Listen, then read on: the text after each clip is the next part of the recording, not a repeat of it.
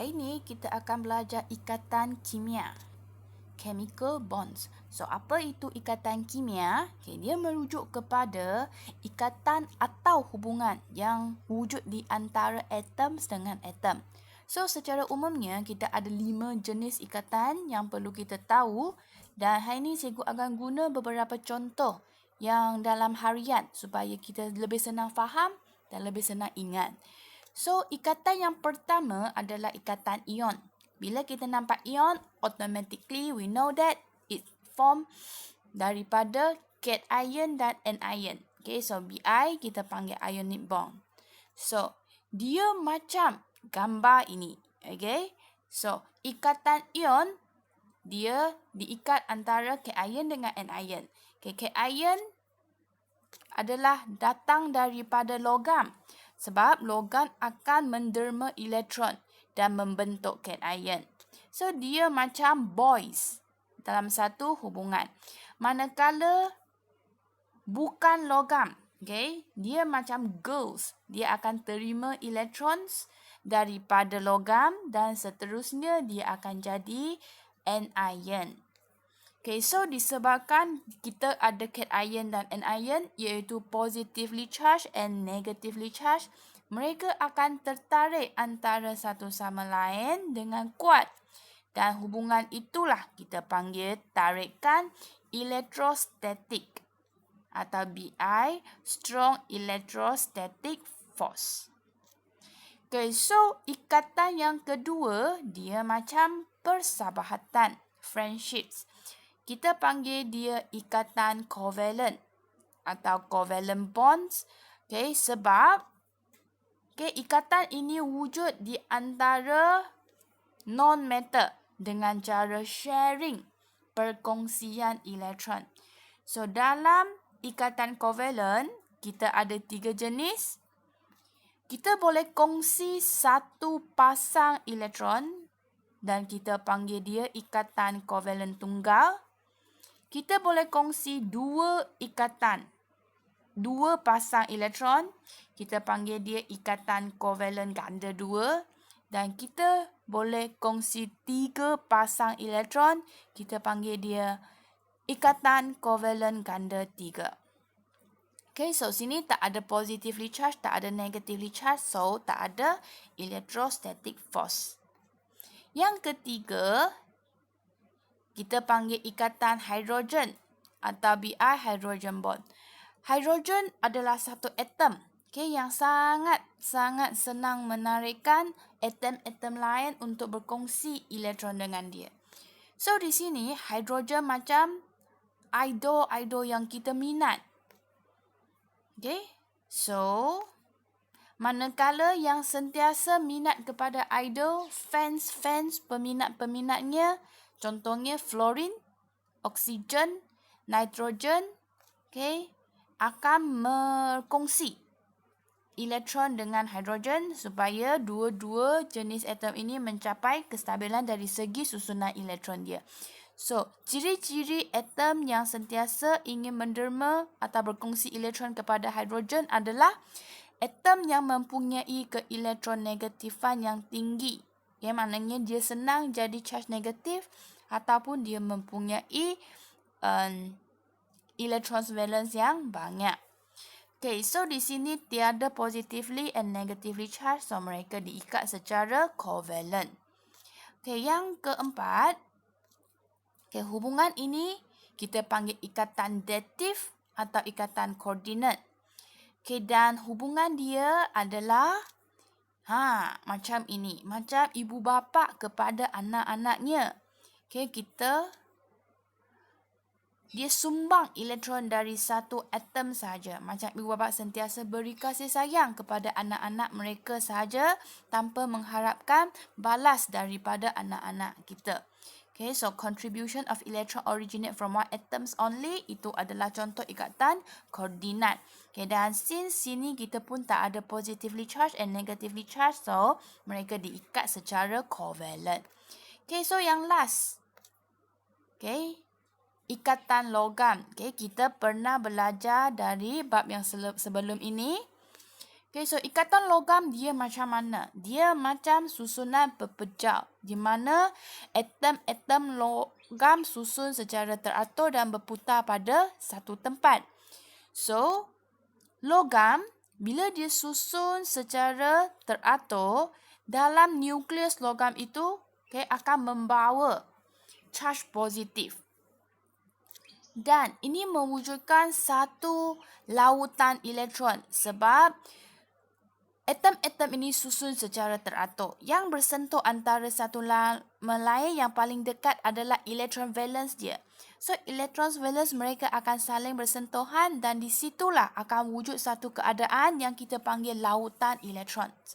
Atau BI, we will call it as sea of electrons. So, di sini when we have positively charged and negatively charged, mereka adalah diikat oleh ikatan atau daya tarikan elektrostatik. So, normally bila ada electrostatic force, itu adalah tarikan yang lebih kuat. So, itulah 5 jenis pengenalan ikatan yang kita perlu tahu. So, sekarang kita masuk kepada sedikit exercise yang ada dalam buku kerja kita. Dia minta kita menentukan sebatian ion atau covalent. So, cara dia sangat senang sahaja. Kita ikut step ini. Kita tengok daripada chemical formula sebatian itu. Ada tak logam? Logam berasal dari kumpulan 1, 2 dan 13 serta unsur peralihan. Jika ada unsur-unsur itu, dia boleh dikonsider sebagai sebatian ion. Jika tak ada, terus kepada covalent. So, kita tengok contoh. Natrium klorida.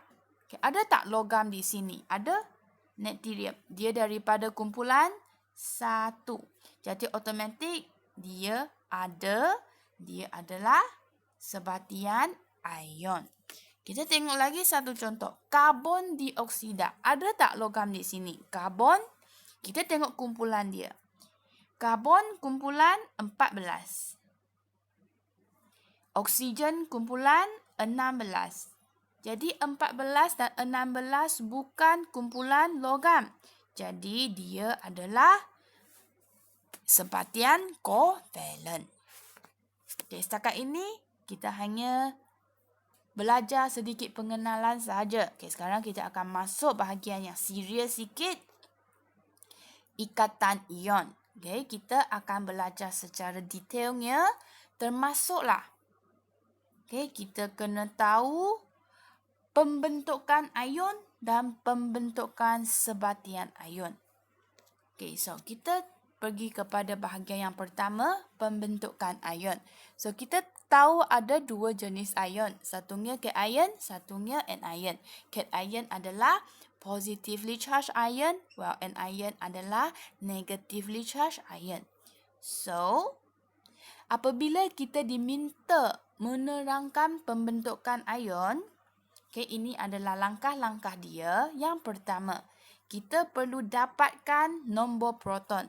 Sebab di nombor proton, kita boleh tentukan susunan elektron mereka. Next, kita akan mula lukis rajah atom. Kemudian, daripada atom, kita akan tengok valence electrons dia untuk mengenal pastikan dia akan derma atau terima elektron. Kemudian, kita akan terang secara ringkas. Jika cation, dia akan menderma elektron. Kalau anion, dia akan terima elektron.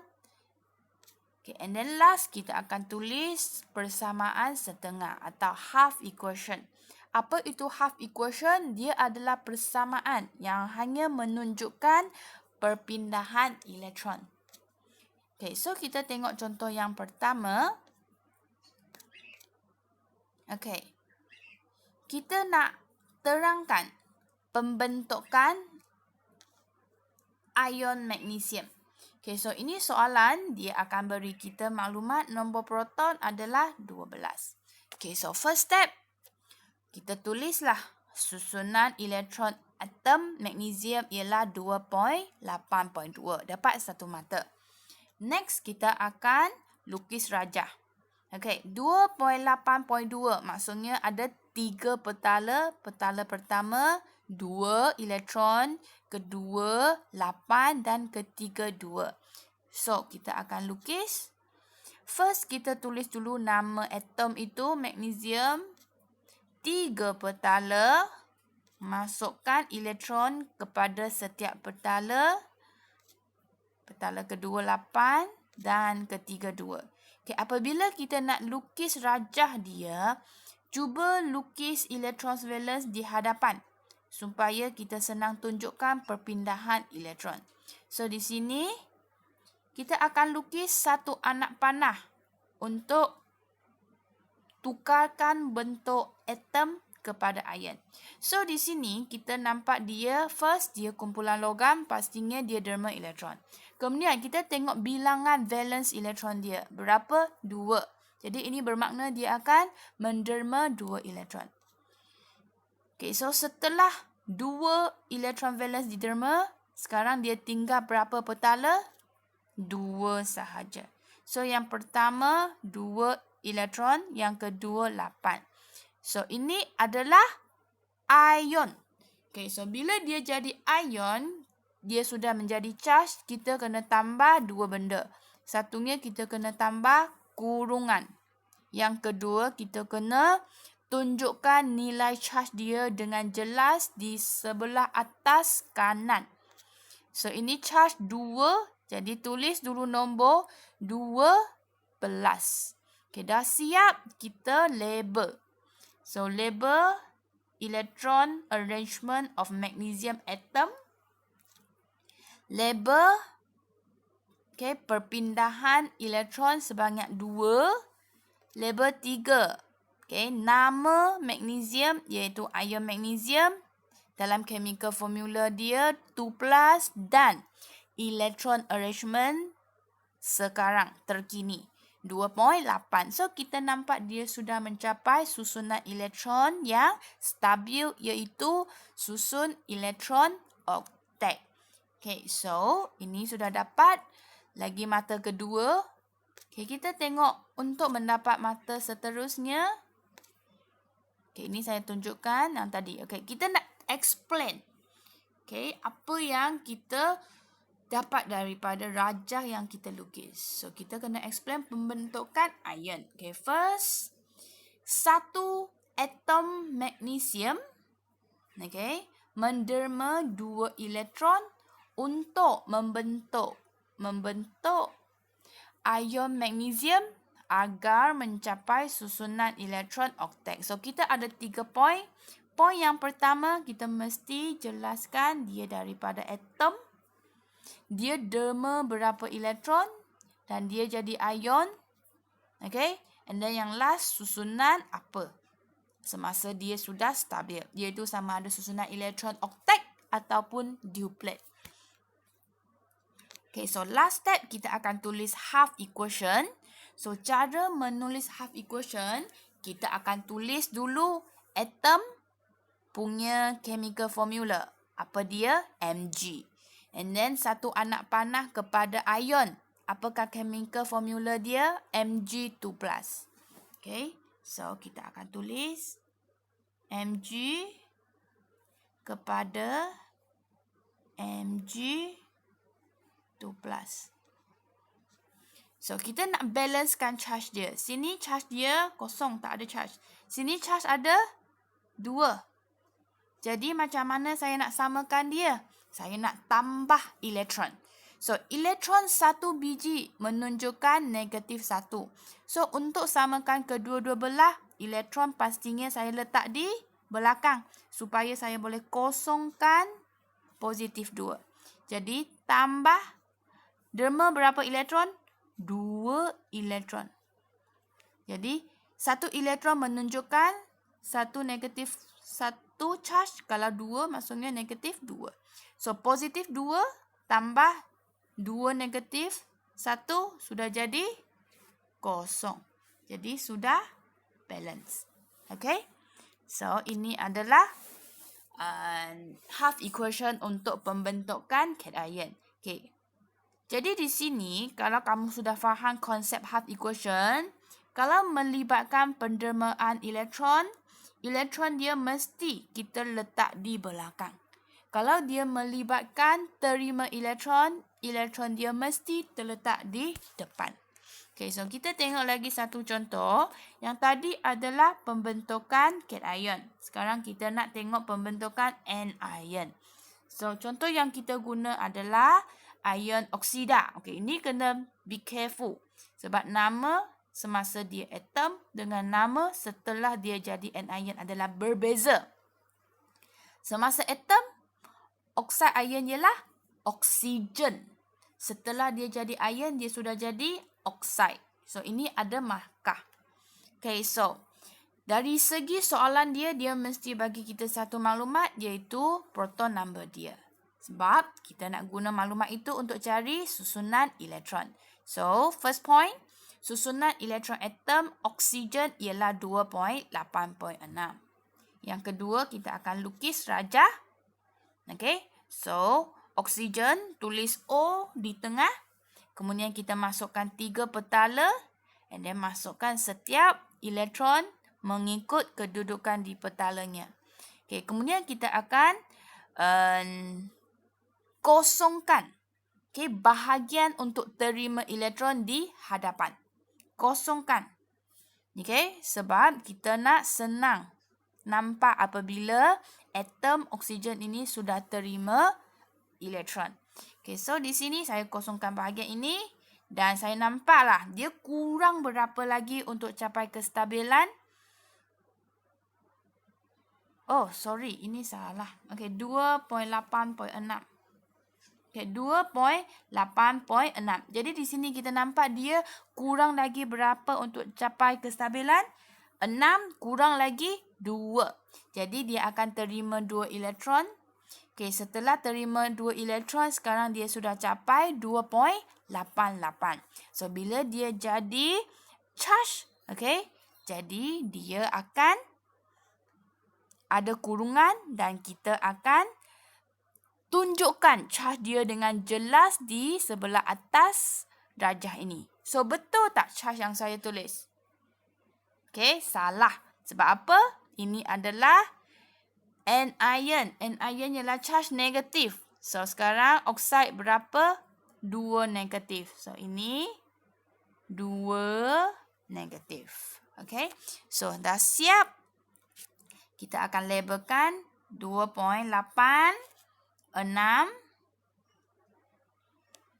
And then tulis ion oksida dan susunan elektron oktet. Okay, sekarang 2.88. Okay, so apabila semua sudah siap, kita nak explain pula. Okay, ini tadi salah kan? Okay, ini ialah 2.8.6. Ini charge 2 minus. Okay, penerangan. Satu atom oksigen terima 2 elektron untuk membentukkan satu ion oksida agar mencapai susunan elektron oktet. Senang saja. Okay, seterusnya kita tulis persamaan setengah. First step, tulis dulu. Oksigen jadi oksida. So, sini dia terima atau derma? Terima. Terima, terus tulis di depan. Berapa elektron? 2 elektron. Okay, so itulah half equation kita. Okay, so seterusnya kita masuk kepada bahagian yang lebih complicated. Okay, kita nak explain kedua-dua pembentukan cation dan anion. Kemudian kita akan gabungkan kedua-dua ion ini dengan guna tarikan elektrostatik untuk membentuk satu sebatian ion. So, step dia lebih kurang dengan tadi, tapi dia tambah sikit. Daripada nombor proton, kita kena tunjukkan susunan elektron untuk cation dan untuk logam dan bukan logam. Okay. Kemudian kita akan tentukan formula kimia dengan guna cara silang. Ini sangat penting ya, sebab di situlah kita akan tentukan bilangan atom yang terlibat. Okay. Okay, yang ketiga, kita akan lukiskan rajah berdasarkan step kedua. Bila kita nampak bilangan atom yang terlibat, barulah kita boleh lukis. Okay, yang keempat, kita akan terang secara ringkas Kemudian kita akan tulis pembentukan sebatian dengan masukkan keyword. Okay. Tarikan elektrostatik wujud di antara cation dengan anion. And then last, sebatian apa yang wujud. Okay. Jadi kita tengok contoh yang pertama. Okay, sila terangkan pembentukan sebatian natrium oksida.